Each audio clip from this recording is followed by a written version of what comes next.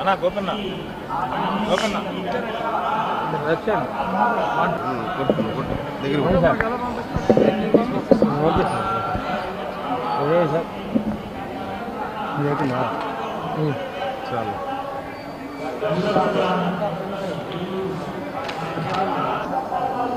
ఎన్నికలు ముగిసిన తర్వాత స్వామివారి దర్శనం కోసం ఈరోజు ఇక్కడికి రావటం జరిగింది.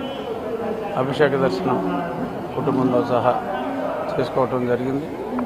గతంలో కూడా నేను ఇప్పుడు నామినేషన్ వేసిన వెంటనే ఆ తర్వాత ఎలక్షన్ అయిన తర్వాత స్వామివారి భక్తుడిగా ఇప్పుడు నేను వారి దర్శనం చేసుకోవటం నాకు అదొక రెగ్యులర్ చర్య.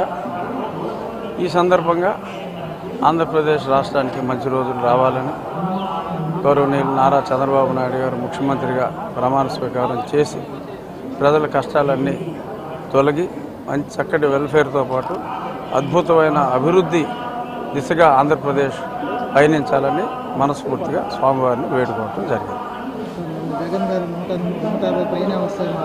గుళ్ళు అవసరం మాకు 125 నుంచి మినిమమ్ 150 టచ్ అవ్వచ్చు. ఉన్నాయి 170 సీట్లు కాబట్టి జగన్కి 25 నుంచి ఒక 40 వరకు రావచ్చు అని నేను ఖచ్చితంగా చెప్పగలను. నా మాట నిజం అవుతుందా, జగన్ మాట నిజం అవుతుందా 4వ తారీఖు మధ్యాహ్నానికి మీకు అర్థమవుతుంది. ఖచ్చితంగా నా మాటే నిజం అవుతుంది. ఎందుకంటే స్వామి సన్నిధిలో నేను చెప్తున్నా, స్వామి సన్నిధిలో అతను